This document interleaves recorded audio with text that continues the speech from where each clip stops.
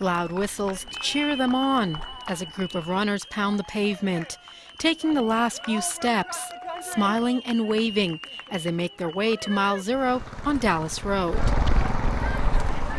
Imagine running across Canada, more than 7,800 kilometers, a marathon a day. That's exactly what David McGuire decided to do to shed light on an issue that's very close to his heart. My skull was removed from my head to allow my brain to swell. It was put in liquid nitrogen for 29 days, and I was never expected to wake up, let alone walk or talk again. That was almost 8 years ago. Doctors still don't know exactly what happened, but they know he suffered a brain injury, whether it was by falling in the bathtub or just his brain bleeding due to something else. Like, my whole behavior changed. You know, you are who you are based on your brain, and mine changed. So I became a completely different person. You know, I went from being very creative and relaxed to being much more high stress, and math made sense. To help raise awareness for the condition, the 39-year-old decided to run across the country. He started in April in St. John's, Newfoundland, and on this cold December afternoon, he reached the Pacific Ocean and dove right in.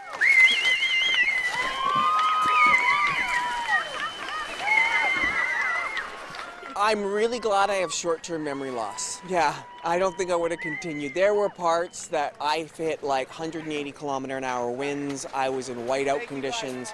We were down roads with blind turns at night.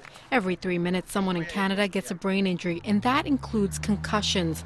While most brain injuries are preventable, it's still the greatest cause of disability under the age of 44, according to Brain Trust Canada. Men aged 16 to 24 are at the greatest risk, especially since the brain is not fully developed until the mid-20s. And things like judgment are the last to develop.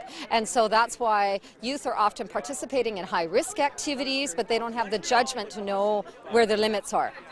It's called the invisible disease for a reason. Sometimes you can't tell when a person has a brain injury. That's why this group is trying to bring attention to the issue. That it can be cognitive, that you can have a different personality, you can have issues with anger management, you can have no memory, but you look exactly the same and people don't understand why you've changed. One preventable brain injury can cost the healthcare system up to $4 million over a lifetime.